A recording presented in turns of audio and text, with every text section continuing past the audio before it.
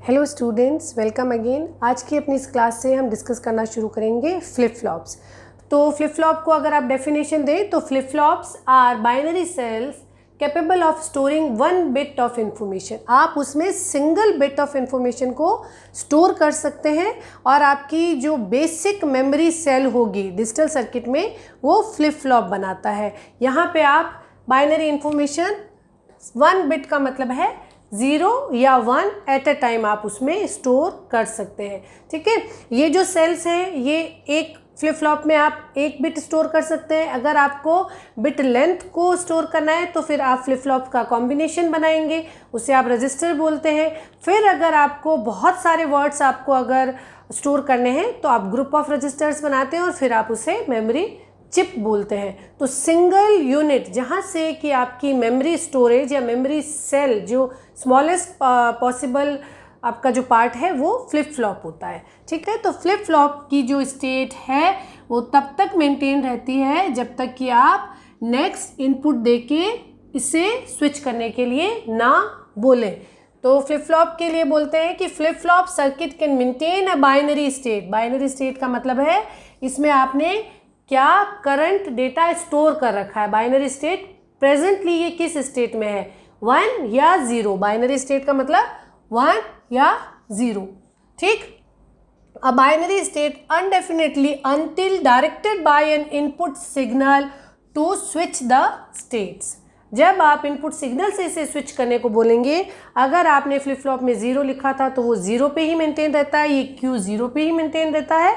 और अगर आपने 1 लिखा था तो 1 पे ही मेंटेन रहता है। तो इस तरीके से अगर हम फ्लिप फ्लॉप को डिफाइन करें तो उसके बाद किस तरीके से इनपुट के अकॉर्डिंग आपका जो प्रेजेंट स्टेट है वो चेंज होगा, वो अलग अलग फ्लिप फ्लॉप में अलग अलग तरह से उनके लॉजिकल सर्किट के हिसाब से वो डिपेंड करता है। तो हम अलग अलग फ्लिप फ्लॉप्स पढ़ेंगे जो बेसिकली हमारे as a designer as well as a student हमारे लिए इंपॉर्टेंट है, जो एग्ज़ाम में भी पूछे जाते हैं, या आपको अगर डिज़ाइन ऑब्जेक्ट दिया गया है तो भी आप अपना फेवरेट फ्लिप फ्लॉप यूज़ करते हुए उस ऑब्जेक्ट को अचीव कर सकते हैं। तो अलग अलग फ्लिप फ्लॉप हमें पढ़ने होंगे। उसमें सबसे पहला जो बेसिक फ्लिप फ्लॉप आज हम पढ़ेंगे वो है RS फ्लिप फ्लॉप। यहाँ पे RS फ्लिप फ्लॉप को आप रीसेट सेट फ्लिप फ्लॉप भी बोलेंगे। R and S are short form of reset set. Okay, किसी भी फ्लिप फ्लॉप को जब हम पढ़ेंगे तो हमारे क्या स्टेप्स रहेंगे, उसका लॉजिकल डायग्राम पढ़ेंगे कि उसमें किस तरह से गेट का कॉम्बिनेशंस किया गया, इनपुट आउटपुट किस तरीके से कनेक्टेड है। फिर उसके बाद में उसकी ट्रुथ टेबल भी रहेगी जो कि सब इनपुट पॉसिबिलिटीज़ के अकॉर्डिंग आपको प्रेजेंट स्टेट को रिफ्लेक्ट करती हुई बताएगी। उसके बाद में आप स्टडी करेंगे कैरेक्टरिस्टिक इक्वेशन, कैरेक्टरिस्टिक टेबल, जो कि आपको प्रेजेंट स्टेट और नेक्स्ट स्टेट में क्या कोरिलेशन रहेगा उसको रिफ्लेक्ट करेगी। और कैरेक्टरिस्टिक टेबल से आप कंक्लूड करेंगे कि उसकी कैरेक्टरिस्टिक इक्वेशन क्या होगी। ये जो कैरेक्टरिस्टिक टेबल और कैरेक्टरिस्टिक इक्वेशन है ये किसी भी फ्लिप फ्लॉप की आगे एप्लीकेशन जब भी आप डिसाइड करते हैं, डिफाइन करते हैं, या किसी फ्लिप फ्लॉप को आप सेलेक्ट करते हैं अपनी पर्टिकुलर एप्लीकेशन के लिए, तो उस समय आप इसी इक्वेशन और इसी टेबल को देख के डिसाइड करेंगे। ठीक है, तो हम 1 बाय 1 सारे जो उनके स्टेप्स हैं उनको कवर करते हुए RS फ्लिप फ्लॉप को डिटेल में स्टडी करते हैं। RS फ्लिप फ्लॉप जो है यहाँ पे जो मैंने बनाया है ये है RS flip flop with NOR gates. ठीक है, ये है RS flip flop with NOR gates. RS flip flop का एक और वेरिएशन अवेलेबल है जिसमें दोनों NAND गेट्स होते हैं, वो भी हम आगे पढ़ेंगे। ये है RS flip flop with NOR gates. इसमें 2 NOR गेट लगे होंगे और इन 2 NOR गेट में 2 इनपुट लाइन्स होंगी जो कि आपकी इस फ्लिप फ्लॉप की करंट स्टेट से नेक्स्ट स्टेट को कंट्रोल करती है। R and S। R is for reset, S is for set. और यहाँ पे R से कनेक्टेड आपका Q है जिसे कि आप प्रेजेंट आउटपुट बोल रहे हैं, और Q का कॉम्प्लीमेंट भी अवेलेबल है Q बार। यहाँ पे इस गेट का आउटपुट नेक्स्ट गेट के इनपुट में भी कनेक्टेड है।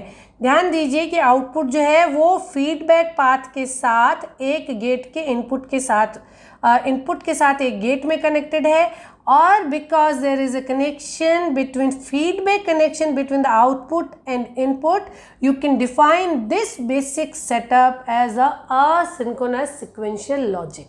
ठीक है, जब तक आप इसमें क्लॉक नहीं लगा रहे हैं और सिंपली आप इसमें आउटपुट से इनपुट में फीडबैक कनेक्शन दे रहे हैं, आप उसे असिंक्रोनस सिक्वेंशियल लॉजिक में भी डिफाइन कर सकते हैं। तो ये अगर इसका बेसिक सेटअप है, इस बेसिक सेटअप के बाद हम इसकी ट्रुथ टेबल को टैली करते हैं। ठीक है, यहाँ पे आप ध्यान दीजिएगा कि रीसेट का काम ये है, रीसेट पे अगर आप 1 देंगे तो उसका काम क्या रहेगा, वो जो भी आपका प्रेजेंट स्टेट है उस प्रेजेंट स्टेट को चेंज करके फ्लिप फ्लॉप को बोलेगा रीसेट होने के लिए। रीसेट होने का मतलब क्या, ये फ्लिप फ्लॉप के आउटपुट को 0 होने के लिए बोलेगा।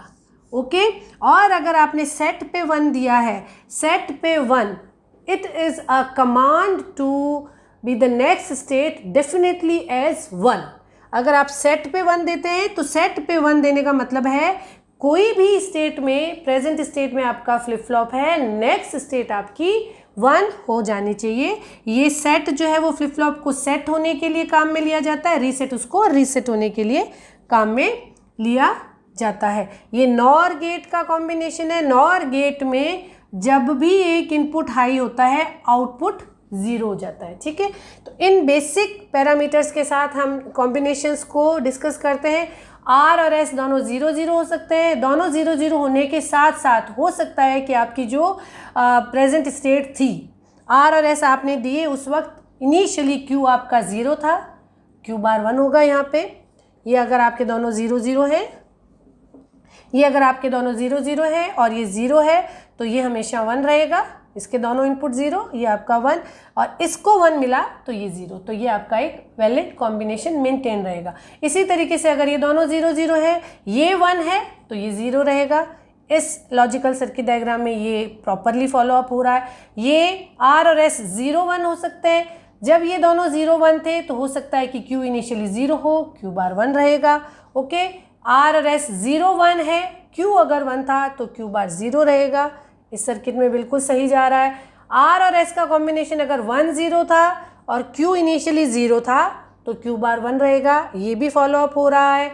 आर एस 1 0 था तो और इनिशियली अगर क्यू आपका 1 था तो क्यू बार 0 रहेगा।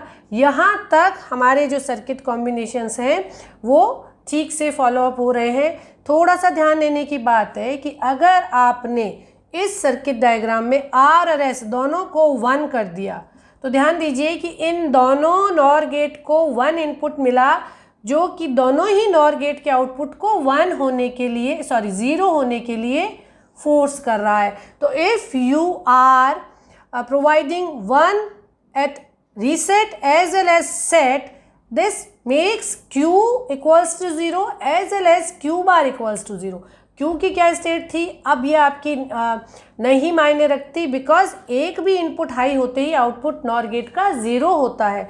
तो Q भी 0 और Q बार भी 0, ये जो आपके बेसिक बाइनरी रूल्स है उनका यहाँ पे वायोलेशन होता है और ये पॉसिबल इनपुट कॉम्बिनेशन अलाउड नहीं है। इससे आप indeterminate state of RS flip flop बोलते हैं। ध्यान रखिए, नॉर गेट के केस में दोनों ही इनपुट्स 1 नहीं हो सकते। अगर आपने ऐसा कुछ किया है तो you can not have a proper output और ये अलाउड नहीं है। ठीक है, तो ये ट्रुथ टेबल स्टडी करने के बाद कैरेक्टरिस्टिक टेबल को हम स्टडी करते हैं। कैरेक्टरिस्टिक्स टेबल ये है, बेसिकली आप फाइनल आउटपुट जो है वो नेक्स्ट स्टेट को कैलकुलेट करेंगे कि नेक्स्ट स्टेट क्या रहेगी। यहाँ पे आपका जो नेक्स्ट स्टेट है that is a function of R, S and present state। Present state का फंक्शन है आपका नेक्स्ट स्टेट, तो R, S और present state Q, Q t plus 1। Next state Q t plus 1 होती है अगर आपकी प्रेजेंट स्टेट Q t है। तो आप ये रिलेशनशिप फाइंड आउट करेंगे कि Q t plus 1 R S और क्यू टी पे डिपेंड करके किस तरह से अपने आप को मॉडिफाई कर रहा है और किस तरीके से ये इनके अकॉर्डिंग क्या वैल्यू शो करेगा। तो कैरेक्टरिस्टिक टेबल में आप नेक्स्ट स्टेट को कैलकुलेट करते हैं depending over the input R S and present state. Present state अगर क्यू टी है तो next state Q T plus 1 होगी। ये आपकी प्रेजेंट स्टेट है ये आपके इनपुट्स हैं, सेट और रीसेट, और ये आपकी नेक्स्ट स्टेट है। तो इन तीनों में जो कोरिलेशन को टेबुलर फॉर्म में रिप्रेजेंट करते हैं उसे हम कैरेक्टरिस्टिक टेबल बोलते हैं। तो कैरेक्टरिस्टिक टेबल को हम स्टडी करें। यहाँ पे आप ध्यान रखिएगा कि आप इस कैरेक्टरिस्टिक टेबल के फीचर्स आप क्या ध्यान रखेंगे। अगर S और R दोनों ही ज़ीरो हैं, ठीक, S भी ज़ीरो है, इसको ऐसे लिखते हैं और डिटेल में, S भी ज़ीरो है और R भी ज़ीरो है, तो आपका जो फ्लिप फ्लॉप है वो अपनी प्रेजेंट स्टेट में मेंटेन रहेगा। ज़ीरो था तो ज़ीरो रहेगा, वन था तो वन रहेगा। Okay, QT+1 will be QT। Okay, अगर आपने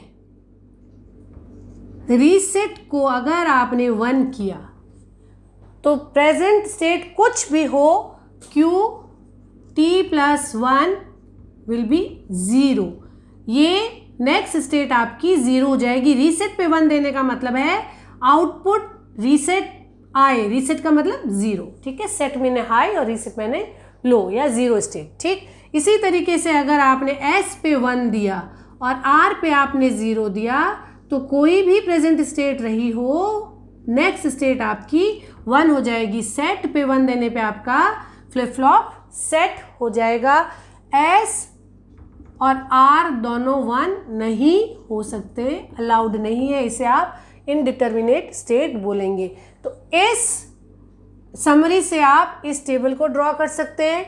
देखिए 3 वेरिएबल हो गए, आपकी जो नेक्स्ट स्टेट किस किस का फंक्शन है, 3 वेरिएबल का फंक्शन है प्रेजेंट स्टेट S और R। QT+1 फंक्शन है QT, S और R। तो QT, S और R, अब आप इनको 3 नॉर्मल वेरिएबल की तरह ट्रीट कीजिए और इनके सारे कॉम्बिनेशंस बनाइए और उन कॉम्बिनेशंस पे डिपेंड करते हुए QT+1 को लिखिए।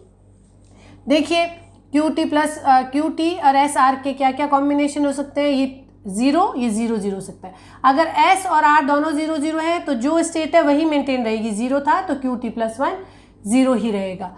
अब अगर आपने ये 0 0 1 है, QT 0 था, S और R को आपने 0 1 दिया, आपने R को 1 दिया means QT+1 next state should be definitely a 0, तो ये 0 आ जाएगी। फिर ये 0 था, आपने S और R को 1 0 दिया, ठीक। इस कॉम्बिनेशन में आपने सेट को हाई किया। सेट हाई होने का मतलब ये कि next state should be definitely a 1, तो नेक्स्ट स्टेट आपकी 1 आ गई, ठीक है। फिर ये 0 था लेकिन S और R दोनों आपके 1 1 थे, तो ये अलाउड नहीं है। S और R दोनों 1 1 अलाउड नहीं है। और ये जो कॉम्बिनेशन है 0 1 1 का, ये एक डोंट केयर टर्म की तरह आप ट्रीट करेंगे और इसे आप इनडिटर्मिनेट स्टेट बोलते हैं। SR flip flop with NOR gate में।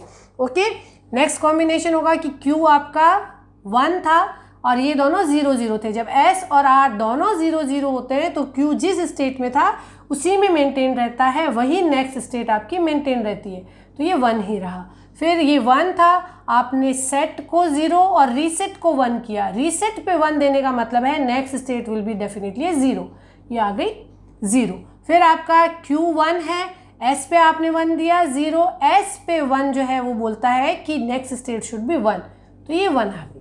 आपका QT 1 था, S और R दोनों 1 1 है, S और R 1 1 का कॉम्बिनेशन अगेन एक इनडिटर्मिनेट स्टेट है और ये अलाउड नहीं है। इस सीक्वेंस में ऐसा लिखने का हमारा जो पर्पस था वो ये था कि ये Q, S और R ये 3 वेरिएबल है और ये इनकी पॉसिबल मिन टर्म्स हैं, M1, M2, M3, M4, M5, M6 and M7। In 3 variable पे डिपेंड करता हुआ हमें के मैप बनाना होगा, इसलिए हमने इनको इस सीक्वेंस में लिखा। ये जब कैरेक्टरिस्टिक टेबल बन गई तो अब आप इस नेक्स्ट स्टेट का एक इक्वेशन मेंशन करेंगे जो कि फंक्शन है R, S और प्रेजेंट स्टेट का। इस कैरेक्टरिस्टिक टेबल से आप कंक्लूजन में मूव करेंगे, that is characteristic equation. Characteristic equation is a relationship between the next state and it's dependency over the present state and inputs, ठीक। तो इसके लिए आपको पहले एक के मैप बनाना पड़ेगा। इस इक्वेशन को कंक्लूड करेंगे आप के मैप में और आप यहाँ पे देखेंगे कि Q टी, एस और आर। ये क्यू टी को मैंने सिंप्लीफिकेशन के लिए क्यू से लिखा है, ये क्यू टी है। ओके, क्यू, एस और आर अब 3 वेरिएबल हो गए हैं और उस पर डिपेंड करता हुआ आप एक के मैप बनाएंगे। के मैप में आप सभी मिन टर्म्स में एंट्री करेंगे, कहाँ कहाँ पे क्यू टी प्लस 1 आपका 1 है और कौन कौन सी इनडिटर्मिनेट स्टेट है। Min term 3 and min term 7 जो है वो इनडिटर्मिनेट स्टेट है, तो आप उस पर क्रॉस लगा देंगे। और 2, 4 और 6 पे आपका क्यू टी प्लस 1 था, तो आपने एंटर किया। अब आप इसे मिनिमाइज करके इसका एक्सप्रेशन लिखेंगे। एक्सप्रेशन किसका लिखेंगे? क्यू टी प्लस 1 का। Q T plus 1 equals to, Q T plus 1 इन 3 वेरिएबल पे डिपेंडेंट है ना। ये टेबल क्या है? ये आपका जनरली क्यू टी प्लस 1 एक फंक्शन हो गया। आप बुलियन फंक्शन डिफाइन करते थे ना, बुलियन फंक्शन की डिपेंडेंसी 2 वेरिएबल पे, 3 वेरिएबल पे, 4 वेरिएबल पे। तो ये बुलियन फंक्शन की टेबल बन गई है। अब ये ट्रुथ टेबल हो गई है, ये इसका सारे इनपुट पॉसिबिलिटीज़ हो गई है। इसको आप के मैप बना के मिनिमाइज करते थे, बिल्कुल सेम उसी तरीके से। एक आपका के मैप ये बन गया है, के मैप ये बन गया है, तो इसमें क्या जाएगा आपका एस प्लस एक के मैप आपका ये बनेगा। ये के मैप आपका बनेगा तो इसमें आ जाएगा आर बार क्यू टी। ये बन गई है आपके R S flip flop with NOR gate की कैरेक्टरिस्टिक इक्वेशन। ये बहुत इंपॉर्टेंट इक्वेशन है। ये एग्ज़ाम में objective options as well as दिए हो सकते हैं। आपसे आर एस फ्लिप फ्लॉप को डिटेल में डिस्कस करने के लिए पूछा जाए तब भी आप इसको मेंशन करेंगे। और अगर आप जब हम नेक्स्ट सेक्शन में मूव करेंगे जिसमें हम सर्किट डिज़ाइनिंग को डिस्कस करेंगे, तब हमें ये इक्वेशन और ये जो हमारी कैरेक्टरिस्टिक टेबल है और ये सब को बहुत डिटेल में हमें ज़रूरत होगी। तो keep learning, keep watching. Thank you.